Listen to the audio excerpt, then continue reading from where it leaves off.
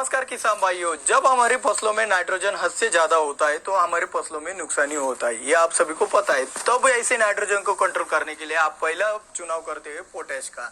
आप एमओपी का भी इस्तेमाल कर सकते हैं, एसओपी का भी इस्तेमाल कर सकते हैं, लेकिन एमओपी और एसओपी का इस्तेमाल करते वक्त आपको पता है कि इससे नाइट्रोजन कंट्रोल कर पाना बहुत ही मुश्किल है, उसमें ज्यादा वक्त खर्च हो जाता है, झट से आपका नाइट्रोजन कंट्रोल नहीं होता है। उसके बाद आप सोचते हो कि भाई मॉलिब्डेनम देंगे, मॉलिब्डेनम से हमारा नाइट्रोजन बहुत ही अच्छी तरीके से कंट्रोल हो जाएगा। तो भाई देखो, अमोनियम मॉलिब्डेनम हो गया आपका, पोटेशियम मॉलिब्डेनम हो गया, इससे तो नाइट्रोजन बहुत से हद तक कम हो जाता है, लेकिन आप देखो भाई इसमें भी थोड़ा वक्त ज्यादा ही लगता है। तो इतने वक्त में आपका नाइट्रोजन से क्या क्या नुकसान हो सकता है। आपका नाइट्रोजन फसल में अगर ज्यादा हो तो आपके फसल के ऊपर रोग आने की संभावना ज्यादा बढ़ जाती है। फ्लावरिंग में फ्लावर ड्रॉपिंग की समस्या आने लगती है, फ्लावरिंग में फूल सड़ने भी शुरुआत हो जाते हैं, आपके फल सड़ने भी शुरुआत हो जाते हैं। तो फलों में अगर मैच्योरिटी की अवस्था हो तो फलों में शुगर की भी कमी आती है। तो अगर आपके फसल में नाइट्रोजन ज्यादा हो गया तो ये सब दिक्कतें आपको आती है। तो इसी वजह से आपको नाइट्रोजन कम से कम समय में ज्यादा से ज्यादा कितना अच्छे से कंट्रोल हो जाए, ऐसा कुछ प्रोडक्ट की जरूरत होती है। तो दुनिया में मार्केट में जितने भी प्रोडक्ट अवेलेबल है उनमें सबसे तेज काम करने वाला, जो सबसे तेज नाइट्रोजन को कंट्रोल करने वाला प्रोडक्ट है पोटेशियम शोनाइट।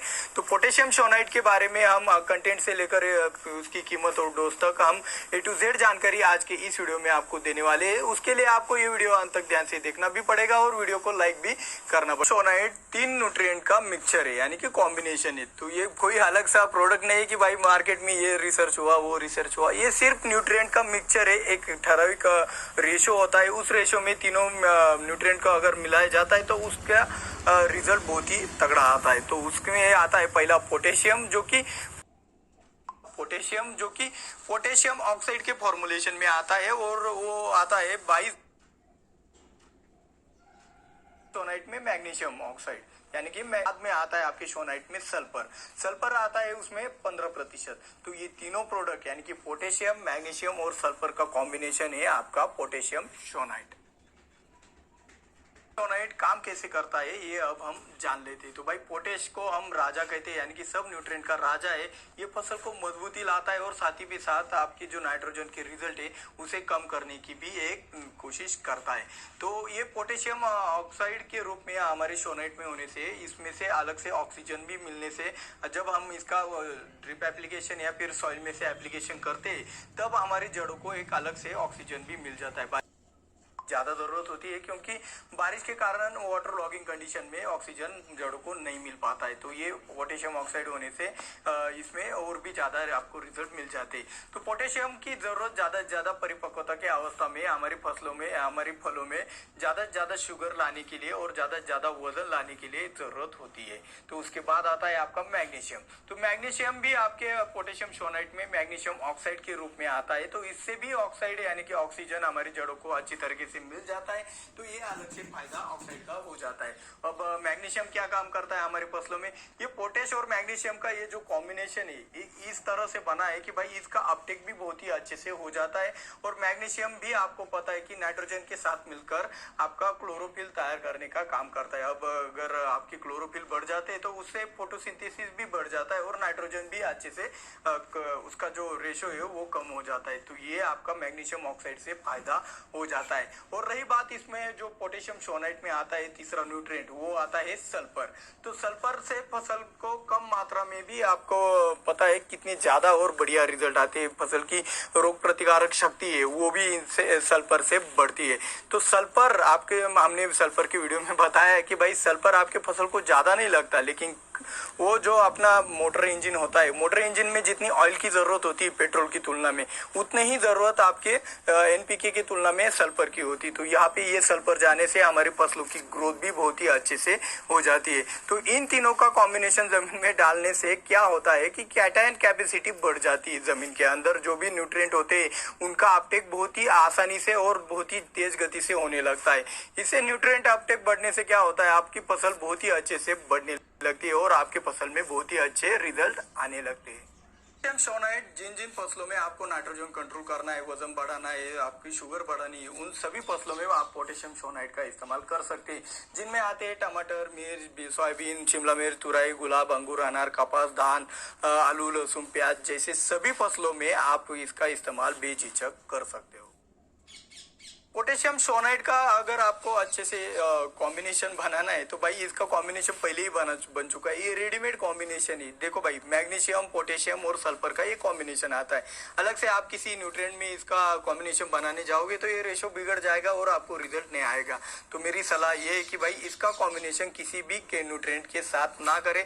आप ह्यूमिक एसिड ले सकते हो, गुड़ ले सकते हो, ऐसे ऑर्गेनिक चीजों के साथ इसका कॉम्बिनेशन बेझिझक चल जाएगा। तो इसका कॉम्बिनेशन आपको कैसे करना है ये समझ में आ जाए। इसके बारे में तो स्टेज आपको पता है कि भाई परिपक्वता के अवस्था में यानी कि मैच्योरिटी की अवस्था में आपको पोटेश की ज्यादा जरूरत होती है। वहां पे पोटेश का जितना ज्यादा आपको रिजल्ट आएगा उतना ज्यादा आपको शुगर और आपको आपके फलों में वेट आ जाएगा। तो ऐसी अवस्था में सबसे तेज काम करने वाला ये पोटेशियम सोनाइट बहुत ही अच्छा काम करेगा। वहां पे वही देना चाहिए मेरे हिसाब से। तो आज की खास बात में हम पोटेशियम सोनाइट का और भी अच्छे तरीके से कैसे इस्तेमाल कर सकते हैं ये बताने वाले। तो आज की खास बात जरूर देखिएगा। लीटर पानी के लिए आप 1 किलो पोटेशियम सोनाइट का स्प्रेइंग के लिए इस्तेमाल कर सकते हो। 20 लीटर पानी के लिए आप 100 ग्राम पोटेशियम सोनाइट का स्प्रेइंग के लिए इस्तेमाल कर सकते हो। और 15 लीटर पानी के लिए आप 75 ग्राम पोटेशियम सोनाइट का इस्तेमाल स्प्रेइंग के लिए बेझिझक कर सकते हो। अगर आप इसको ड्रिप में से या फिर सॉइल एप्लीकेशन के लिए देना चाहते हो तो कम से कम 5 दिन के अंतराल में आपको 5 किलो पोटेशियम सोनाइट आपको जमीन में देना है। जरूरत के अनुसार आप इसे कम ज्यादा भी कर सकते हैं। और रही बात की इसकी कीमत की, तो पोटेशियम से कम ज्यादा होती रहती है, कीमतों का ज्यादा मन पे ना ले। और हाँ, खास बात से पहले आपको हमारे ये मेहनत, हमारे ये विषय, हमारी जानकारी आपको बहुत अच्छी और फायदेमंद होती है तो भाई एक वीडियो को लाइक करने में कितना वक्त लगता है। और हाँ, जो हमारे चैनल पे अभी ये नए नए वीडियो देख रहे हैं, हमारे चैनल को सब्सक्राइब अभी के अभी कर लीजिएगा। तो ज्यादा देर ना करते हैं, चलते हैं खास बात की तरफ। आज की खास बात में हम आपको पोटेशियम सोनाइट के बारे में बहुत ही खास बात बताने वाले। हमने कॉम्बिनेशन और स्टेज के पॉइंट में बताया कि भाई इसको परिपक्वता की और मैच्योरिटी की स्टेज में ही आप इसका इस्तेमाल कर सकते हो, लेकिन ऐसा नहीं है। आप परिपक्वता की अवस्था छोड़कर भी इसका इस्तेमाल बहुत ही अच्छी तरीके से कर सकते हो और इसके रिजल्ट और इसके फायदे उठा सकते हो। तो ये फायदे उठाने के लिए आपको पहले ये समझना पड़ेगा कि पोटेशियम सोनाइट काम कैसे करता है। देखो भाई, आपकी फसल में नाइट्रोजन ज्यादा होता है तो आपके पत्ती आने का स्पीड बहुत ही तेज गति से बढ़ने लगता है। जैसे कि आपकी मोटरसाइकिल बहुत ही स्पीड से चल रही है, ज्यादा गति से चल रही है, तो ऐसे स्पीड से चलने वाले पौधे को रोकने के लिए हमें क्या करना पड़ेगा, एक ब्रेक मारना पड़ेगा। जैसे कि हम अपने मोटरसाइकिल को अचानक से रोकने के लिए ब्रेक मारते हैं तो वो जो डिस्क ब्रेक होता है वो दबाने के बाद आपके 10 फीट के अंदर ही आपका स्पीड बहुत ही कम हो जाता है और आपकी मोटरसाइकिल रुक जाती है। वैसे ही आपको आपके फसल में अगर आपकी जो फसल की ग्रोथ है वो अचानक से एकदम सडनली अगर रोकनी है तो आपको एक डिस्क ब्रेक मारना पड़ेगा, जो कि होता है पोटेशियम सोनाइट का। अगर आप जितनी ज्यादा मात्रा में पोटेशियम सोनाइट 5 किलो से ऊपर दोगे उतनी ही जल्दी आपकी जो नाइट्रोजन की ग्रोथ है, नाइट्रोजन से होने वाली एक्सेस ग्रोथ है आपकी फसल में, वो फटक से रुक जाएगी। तो वो रुकने के बाद आपको देखो भाई वो ब्रेक लगने जैसा ही आपको फीलिंग आएगा। तो ये आपको समझाने के लिए मैंने मोटरसाइकिल का उदाहरण दिया है। आप इतना ही समझ लीजिएगा कि पोटेशियम सोनाइट का इस्तेमाल आप डिस्क ब्रेक की तरह कीजिएगा। जब आपको लगे कि भाई मेरे को ये ग्रोथ अभी क्या अभी रुकनी चाहिए, तब आप इसका एप्लीकेशन कर देते हो। तो आप देखो भाई 3 से 4 दिनों तक आपको फसल में कोई भी नई ग्रोथ दिखाई नहीं देती है जब आप पोटेशियम सोनाइट का इस्तेमाल करते हो। तो अब हम बात करते हैं कि अब नाइट्रोजन हमें कौन कौन सी स्टेज में कंट्रोल करना होगा, यानी कि अब नाइट्रोजन कंट्रोल करने के लिए कहाँ कहाँ पे हमें डिस्क ब्रेक दबाना पड़ेगा। तो ये आप देखो भाई, आपको इंटरनोड जब आपको शॉर्ट करना होता है तब नाइट्रोजन के कारण वो लंबे लंबे इंटरनोड आते हैं, तब आप पोटेशियम सोनाइट का कम मात्रा में या ज्यादा मात्रा में आपके जमीन के अनुसार इस्तेमाल कर वो इंटरनोड शॉर्ट कर सकते हैं। तो इंटरनोड को कंट्रोल करने के लिए भी ये सोनाइट बहुत ही अच्छे से काम करता है। बारिश में जब आपका जो डिसीज प्रेशर बढ़ जाता है, डाउनी मिल्ड्यू की समस्या आती है नाइट्रोजन अधिक होने के कारण, तब आप पोटेशियम सोनाइट का इस्तेमाल करोगे। प्याज में आपके नर्सरी में प्याज सड़ जाता है तो उसके सड़न रोकने के लिए आप सोनाइट का इस्तेमाल करते हो तो वो सड़न जगह पे रुक जाती है। तो आने के बाद में इस्तेमाल करने से अच्छा है आप प्याज बारिश चालू होते ही उसका एप्लीकेशन कर देंगे तो ये सड़न रुक जाती है।